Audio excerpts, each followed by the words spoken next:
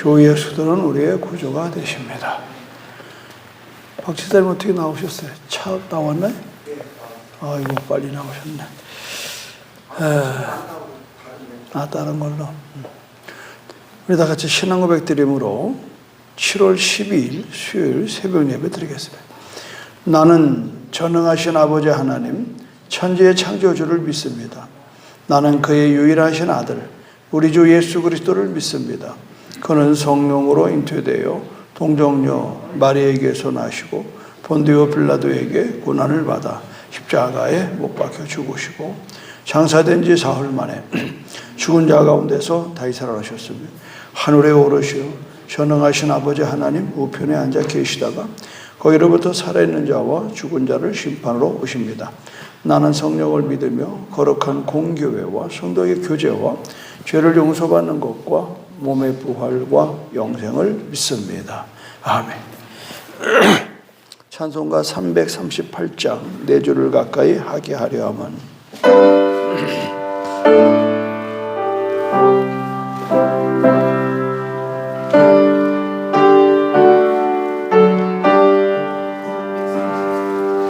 네 줄을 가까이 하게 함은 십자가 짐 같은 고생이나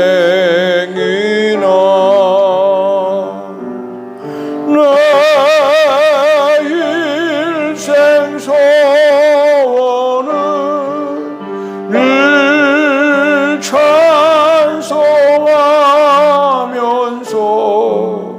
주께도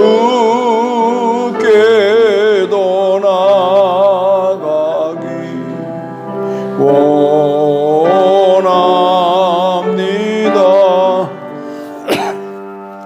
내 고생하는 거 야곱이 돌베개 베고자 갔습니다.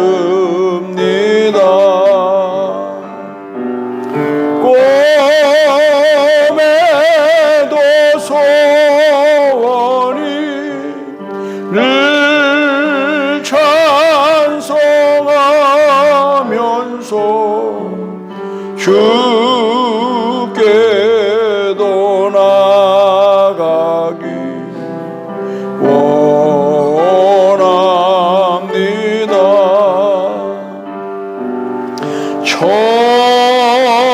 천성에 가는 길 험하여도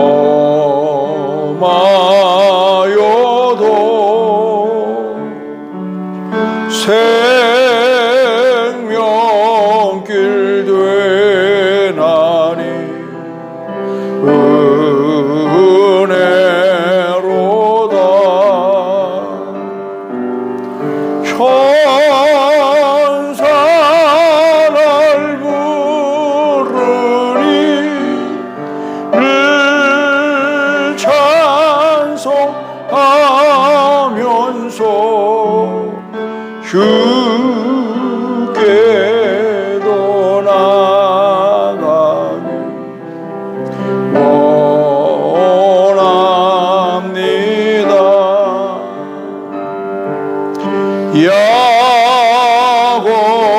야곱이 잠 깨어 일어나루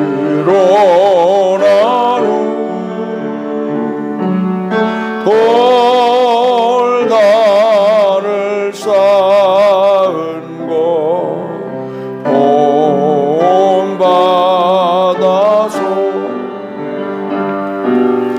숨질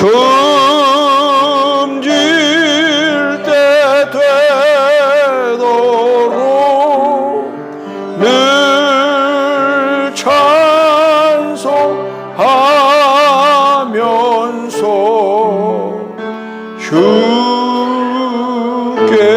주께도 나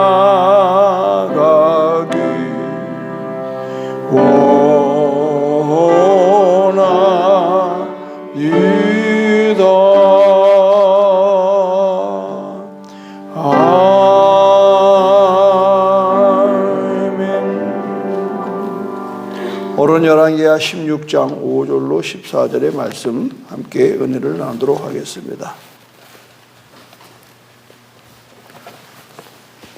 16장 5절부터 14절까지. 다윗 왕이 바후림의 이름에 거기서 사울의 친족 한 사람이 나오니 게레의 아들이요 이름은 시므니라. 그가 나오면서 계속하여 저주하고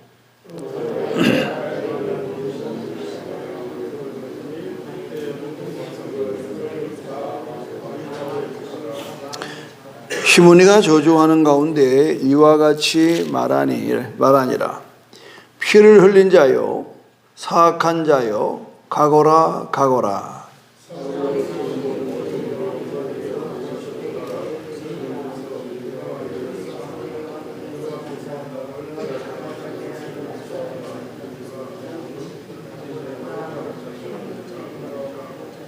스루야의 아들 아비새가 왕께 여짜오되 이 죽은 개가 어찌 내 주 왕을 저주하리까? 청하건대 내가 건너가서 그의 머리를 베게 하소서 하니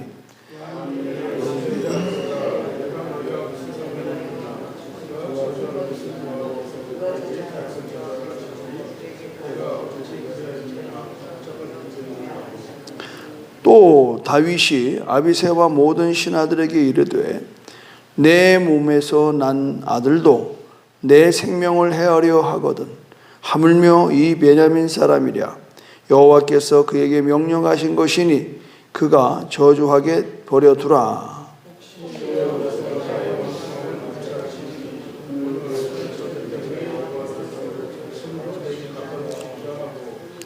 다윗과 그의 추종자들이 길을 갈 때에 시므니는 산비탈로 따라가면서 저주하고 그를 향하여 돌을 던지며 먼지를 날리더라.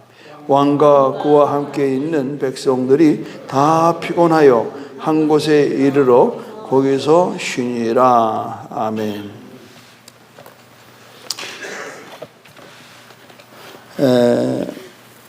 어제에 이어서 오늘도 여전히 다윗 왕이 가족들과 함께 도망가는 이 신세에 또 이 사울의 족속 중에 한 사람 시므니가 나타나는 그 사람이 그렇습니다. 내가 힘있고 잘 나갈 때에 피해를 입었다고 오해하는 사람들은 꼭 그 사람이 이제 흔들리고 넘어갈 때 반드시 일어나서 덮치는 이게 세상에서 보여주는 모습입니다. 그러나 다윗 왕은 사울을 그렇게 해코지 한 게 아니잖아요. 다윗 때문에 도망자의 신사를 10수년을 다녔어요. 사위입니다, 사위. 그래서 다윗은 사울을 몇 번이나 죽일 수 있었지만 그러나 그는 그것을 피했던 이유는 하나님이 기름 부은 왕을 내가 함부로 할 수 없다. 그 나중에 사울이 죽어갈 때에 칼을 들어서 그 목을 쳐서 목을 가져왔던 그가는 큰 훈장을 받으려고 가져왔던 소년마저도 죽여버렸어요. 그러니까 지금 시므니가 이렇게 나오면서 지금 도망하는 다윗에게 이렇게 말하는 것은 오해입니다. 그럼에도 불구하고 이런 오해와 비난 속에서 이 다윗이 우리에게 보여주는 아주 중요한 메시지는 뭔가 하면 하나님의 관점에서 이 사건을 보기 시작한다는 것. 내가 늘 강조합니다. 사실보다 더 중요한 건 태도입니다. 근데 우리는 상황에 너무 순간적으로 내 중심에서 보는 겁니다. 그렇기 때문에 실수하고 넘어지는 것. 오늘 다윗에게 통해서 참 와닿는 건 그가 하나님의 섭리로 보는 거예요. 그게 어디냐면 11절입니다. 또 다윗이 아비새와 모든 신하들에게 이르되 내 몸에서 난 아들도 내 생명을 헤아리 하거든. 하물며 이 베냐민 사람이랴. 다 같이 시작. 여호와께서 그에게 명령하신 것이니 그가 저주하게 버려두라. 여호와께서 그에게 명령하셨다는 거예요. 여러분, 이게 절대 믿음이라고. 네가 그럴 수 있어, 저럴 수 있어, 싸울 거 없어요. 그 상황을 하나님의 섭리로 받아들이는 거예요. 여러분, 내가 왜 암이 걸리냐고, 왜 걸렸냐고 하는 것보다는 하나님의 섭리로 받아들여요. 내가 왜 이런 사고를 당했느냐? 하나님의 섭리로 받아들여요.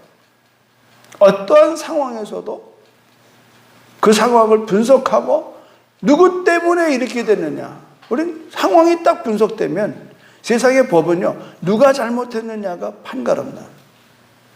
누가?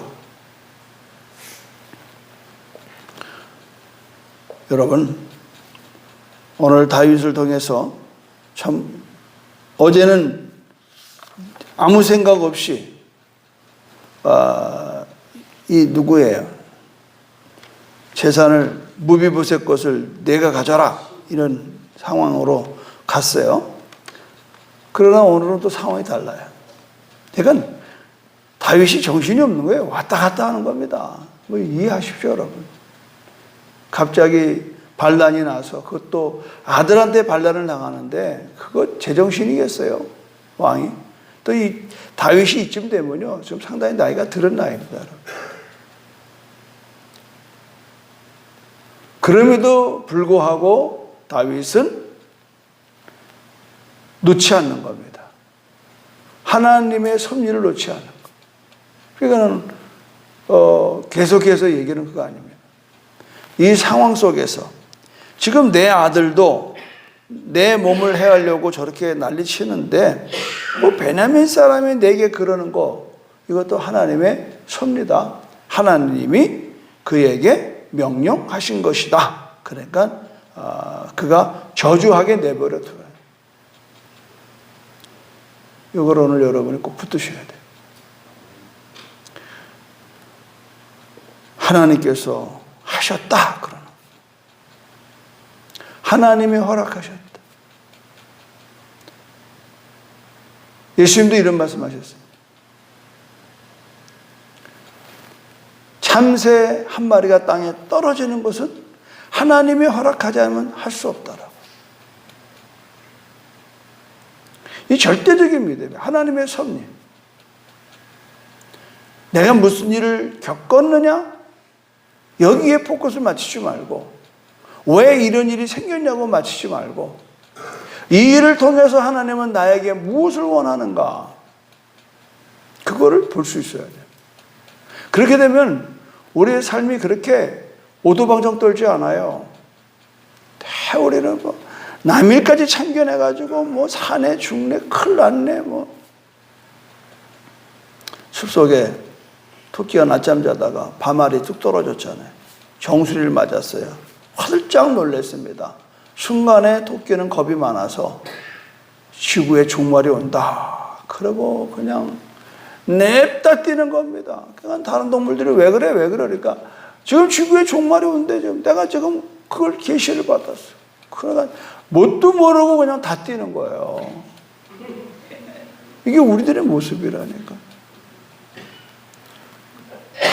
나라가 어떻대더라, 무슨 뭐 이러다 우리 망한대더라, 무슨 뭐 별의별 그런 흑색선전이나 이런 거에 그냥 우리는 그래서 숲을 빠져나가서 보니까 숲은 그대로 있거든. 그게 뭐야? 어떤 놈이 이런 소리 했어? 색출해. 저다. 아니요. 뭐 잠결에 그랬으니 뭐 오죽하겠어요. 여러분, 우리들이 겪고 있는 이 상황 속에서 늘 하나님의 관점에서 상황을 볼 수 있는, 이게 하루아침에 안 돼요. 다윗은 빈들 광야에서 목동으로 어린 시절을 지내가면서 하나님이 어떤 분인가에 대한 그런 신앙의 영적인 훈련이 시작됐다는 거예요. 신앙은 절대적인 훈련입니다. 다른 이유가 없습니다. 신앙생활 10년, 20년, 30년, 40년 우습게 보지 마세요, 여러분. 다 나름대로 보고 배우고 듣는 게 있는 겁니다.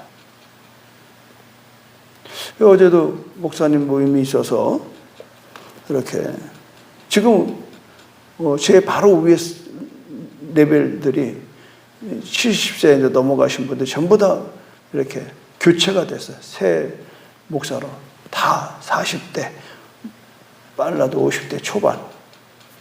근데 그 원로들끼리 모여서 하는 얘기가 아주 설교도 잘하고 뭣도 잘하고 다 잘하는데 영성이 없다는 거예요. 영성.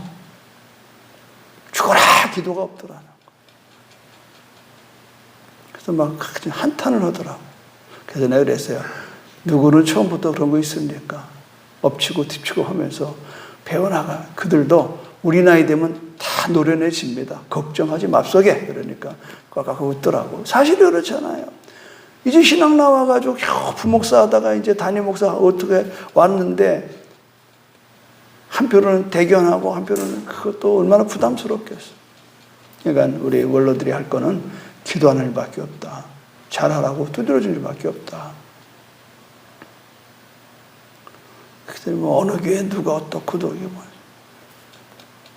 그래서 우리가 중요한 거는 다윗의 영성은 뭐냐? 모든 범사에 그를 인정하는 겁니다. 할렐루야. 범사에 그를 인정하는. 지금 자기를 지금 도망하는 자기, 이런 뭐라 그래? 설상가상 아니겠어요? 엎친 데 덮치는 거 아니겠어요?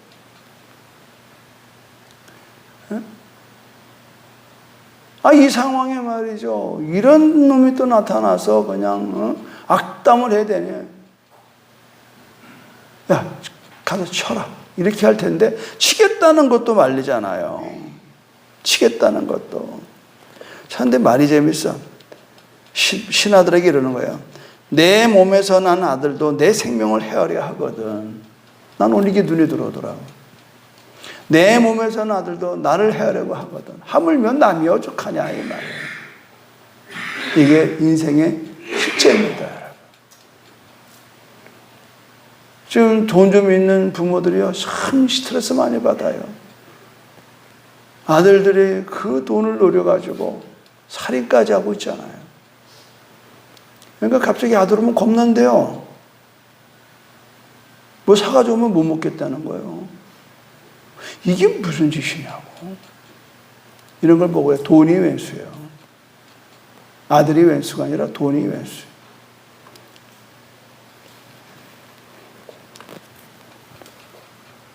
어느 아들은 어머니 아버지 나오는 노령연금 30만 원, 그거를 그냥 자기 통장에서 계속 뺏는 놈이 없나 말이죠. 그러나 12절을 보십시오. 그러나요, 혹시 여호와께서 나의 원통함을 감찰하시리. 오늘 그 저주 때문에 여호와께서 손으로 내게 갚아 주시리라. 오늘 신앙에 사는 우리는 이게 답이에요. 감찰하시는 하나님. 아멘. 아멘. 나는 뭐가 뭔지 몰라. 그러나 하나님은 나의 안고 서심을 흔히 아셔요. 내가 이걸 이렇게 보니까 139편 제가 읽어만 드릴게요. 찾지 마세요. 139편 1절부터 보니까 여호와여 주께서 나를 살펴보셨으므로 나를 아시나이다. 믿으면 아멘. 주께서 내가 앉고 일어섬을 아시고 멀리서도 나의 생각을 밝히 아시오며 나의 모든 길과 내가 눕는 것을 살펴보셨으므로 나의 모든 행위를 익히 아시오니 여호와께서 내 혀의 말을 알지 못하시는 것이 하나도 없으시리다. 여러분, 어머니가 어린 아기를 이렇게 보지 않아요? 늘 자나깨나 살핀다고. 친구들하고 커피숍에 있으면서도 아이의 동선에 눈이 간다고. 애가 다칠세라. 그러니까 어머니가 어린 아기를 돌보듯이 살펴본다는 거 아니겠어요?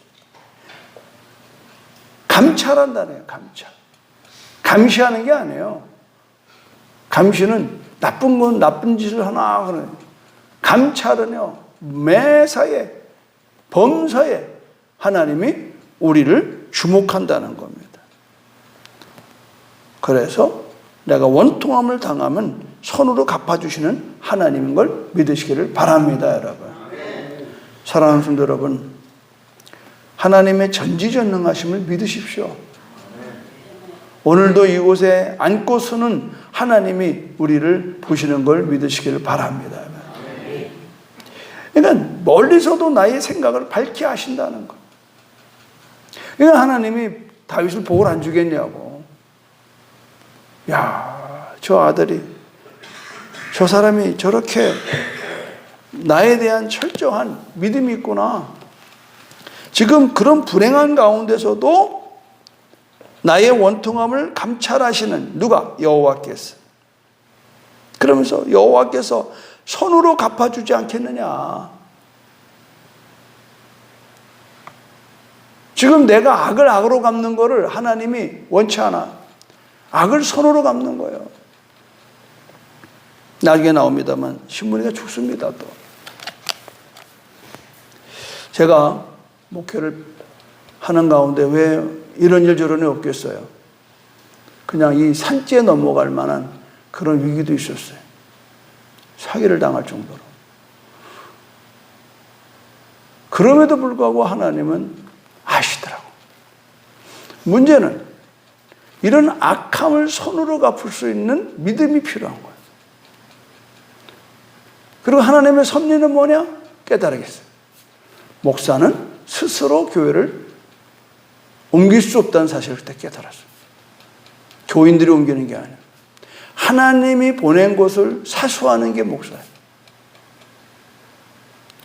그런데 우리는 쓱 가서 내 형편과 처지가 좀 맞으면 할렐루야 그러고 좀 뭐가 안 맞으면 놀렐루야 그러고 여기가 아닌가 봐 그러고 가는. 그러니까 막 수없이 목사들이 왔다. 목사 하나가 갈아치면요 성도들은 이혼하는 만큼이나 고통스러운 거예요. 나도 이혼당하고 여러분도 이혼당하는. 여러분 이게 쉬운 게 아니에요. 그런데 뭐 서로 이해 타산으로 뭐 생활비가 적으네 많으네 뭐 대우를 해주네 안 해주네. 목사는 대우받는 직업이 아닙니다, 여러분. 섬기는 직업이지. 믿으면 아멘 하세요. 난 여러분의 종이요. 오래면 가고 먹으려면 먹고 어디 가자면 가고. 그게 목사 노릇이지 무슨 뭐 내가 가고 싶어서 가고 말고 싶으면 말아요. 여러분 명실공히 지도자라고 하는 것은 자기를 넘어서야 돼요. 진짜 나 어저께 죽는 줄 알았다고. 너무 피곤했어요. 아침부터 극동방송 여러분 다 아니 듣긴 들어요. 한번 물어보나 봐야지 한번. 전도 생방송 들은 사람. 역시 많이들 들으시는군요. 그것도 뭐 목사들 모임이 제주 중문관광단지에서 뭐처럼 모이라고 그래서 또 그 뭐 방송 끝나고 12시에 모이는 게 대대로 가냐고. 그래서 뭐 그냥 절레절레 오는데 이 관광단지 입구가 이 관광철에는 다닐 데가 못 되더만. 그렇죠? 안 가봤죠? 저 예래동 입구에서 또 줄 서요. 그래서 그래 갈까 우회할까 그러다가 그냥 이렇게 접어들었어.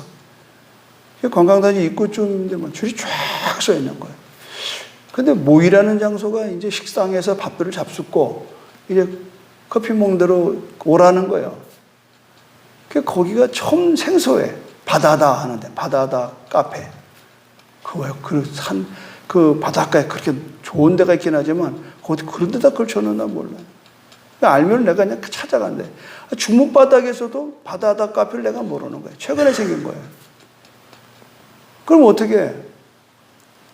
찍어서 찾아가야 될 거 아니야. 그 이르르르 하는데 차가 내가 쓱 가더니 앞에 차를 퉁 치는 거예요. 그 접촉사고가 나요. 그 보니까 미국에서 온 아들 내외 뭐 손주 손녀랑 이제 내 또래쯤 된 양반이 운전하다가 뭐가 이러고 나와요. 하여튼 부딪히면 다 이러고 나오더래 버리니까. 그래서 아이고 사과를 하고 보험 처리해드리는.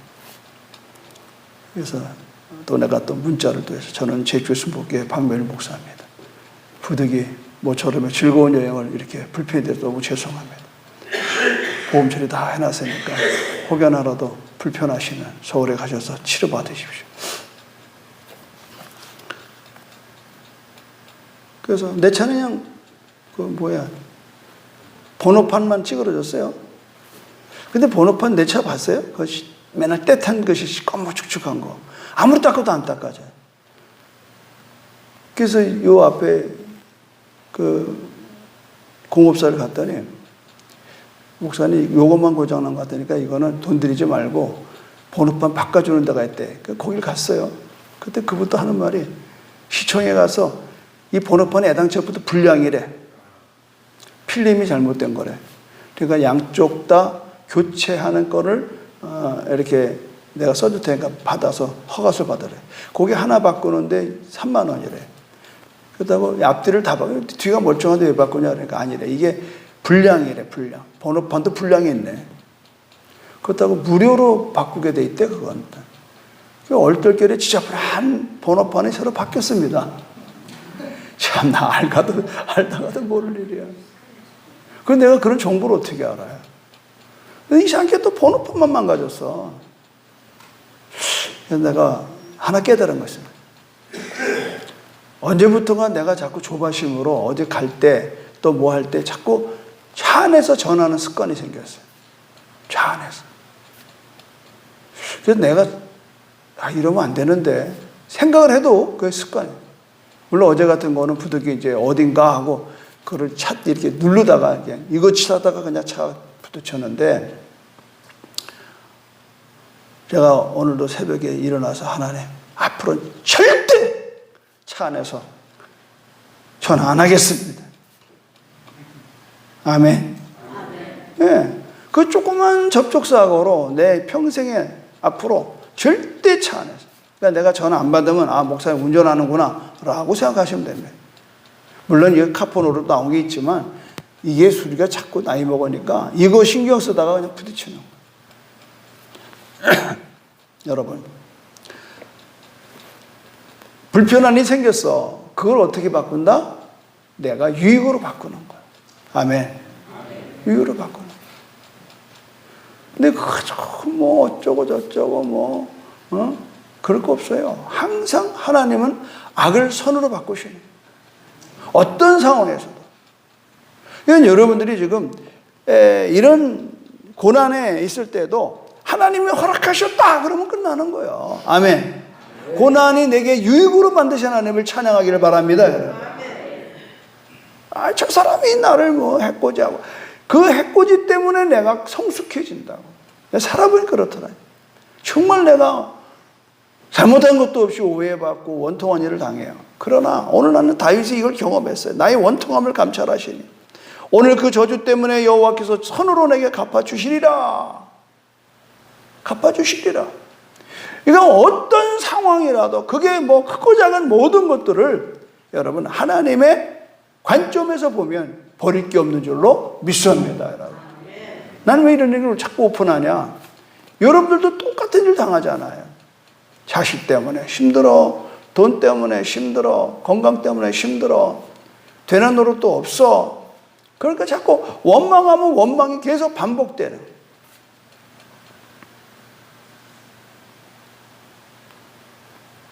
되는 돌이 없는 건 왜 그런 줄 알아요? 내가 아직도 하나님 앞에 받을 복을 받기에는 내 손이 그거를 좀 부끄러운 거예요. 그러니까 하나님이 나를 자꾸 이렇게 연단하는 거예요. 연단. 그 연단은 죽을 때까지 갑니다. 내가 뭐 이런 설교한다고 내가 뭐 연단 다 끝난 게 아니에요. 여전히 연단은 다가와요. 그러나 그 연단은 차원이 달라요. 젊을 때와 지금은 차원이 달라요. 하나님은 그 한 사람 한 사람의 사명에 그들을 쓰기 위해서 하나님은 결단코 그냥 쓰질 않습니다. 그 사명에 합당한 일꾼으로 만들어 놓고 쓴다는 사실을 믿으시길 바랍니다. 오늘 다윗은 하나님의 뜻을 생각하고 이 비난과 비판, 원망과 불평, 해코지를 견뎌냈다라고 하는 거예요. 14절에 뭐라고 그래요? 왕과 그와 함께 백성들이 다 피곤하여 한 곳에 이르러 거기서 쉬니라. 욕을 먹어도 쉴 때가 있습니다. 기도합시다. 하나님, 지금 내게 주어진 고난을 하나님의 허락하심으로 알 수 있는 믿음 주시옵소서. 어떤 상황에서도 하나님의 섭리로 받아들일 줄 아는 절대적인 믿음과 신앙이 우리에게 있게 하여 주시옵소서. 우리가 무슨 일을 당할지라도 우연한 건 없습니다. 그 일로 인해서 우리가 좌절할 필요 없습니다. 왜냐하면 하나님은 우리를 감찰하십니다. 하나님은 우리의 안고 섬을 아시고 인도하십니다. 그는 내가 사망의 음침한 골짜기를 다닐지라도 해를 두지 않을 것은 주께서 나와 함께 하심입니다. 막대기와 지팡이로 나를 안위하십니다. 주님, 악을 선으로 바꾸게 하신 하나님을 찬양합니다. 오늘도 그런 하나님을 높이 찬양하고 그 하나님 앞에 내 원통함을 신원하게 하여 주시옵소서. 예수님의 이름으로 기도드립니다. 아멘. 하늘에 계신 우리 아버지, 아버지의 이름을 거룩하게 하시며 아버지의 나라가 오게 하시며 아버지의 뜻이 하늘에서와 같이 땅에서도 이루어지게 하소서. 오늘 우리에게 일용할 양식을 주시고 우리가 우리에게 잘못한 사람을 용서해 준 것 같이 우리 죄를 용서해 주시고 우리를 시험에 빠지지 않게 하시고 악에서 구하소서. 나라와 권능과 영광이 영원히 아버지의 것입니다. 아멘. 주여 삼사 기도하겠습니다. 주여 주여 주여. 할렐루야 할렐루야.